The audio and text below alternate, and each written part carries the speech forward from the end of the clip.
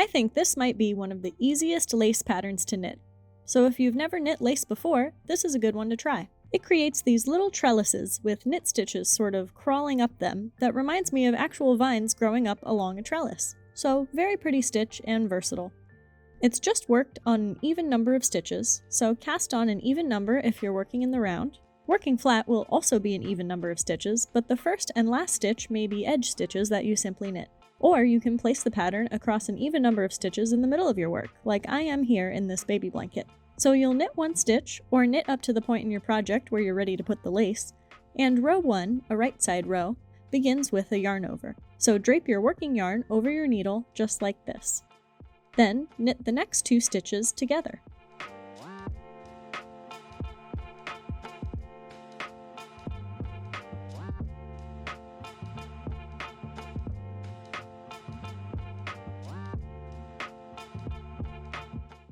Again, yarn over, knit 2 together,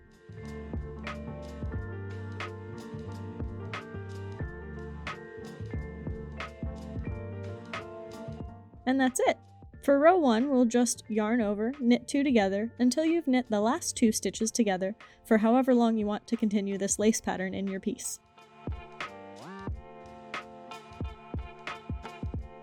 Row 2 is a wrong side row, and the instructions are to simply purl all stitches. And if you're not used to working into these little yarn overs, it can feel a little wonky at first with your tension, working into these big gaps, but that's just part of lace work. Many people like to block out their lace projects to even out all the stitches at the end.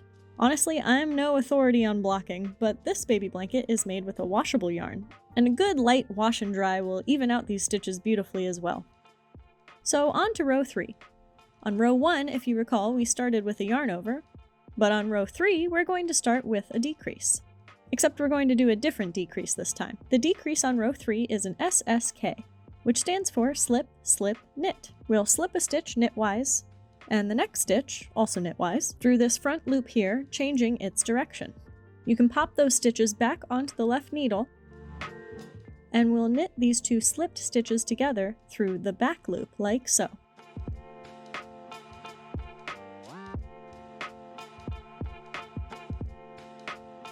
Then we'll yarn over.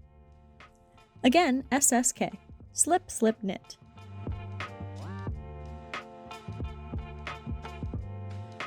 And if I just insert my left needle through the stitches like this, I'm already perfectly positioned to knit through the back loop. So that's how I tend to SSK decrease. Yarn over, SSK, to the end of the row, and remember to end with a yarn over. This is why you'll need at least 1 edge stitch to knit when you're knitting this flat, because we can't really end a row with a yarn over, so something to consider. And finally, for row 4, we'll purl all the stitches, which will look just like row 2. So that's the 4-row repeat for this beautiful, beginner-friendly, traveling vine lace. And if you're interested in the baby blanket pattern I've been working on in this video, it's available for purchase on my website, and I'll link that down below. Thank you so much for watching, and I'll see you next time. Bye!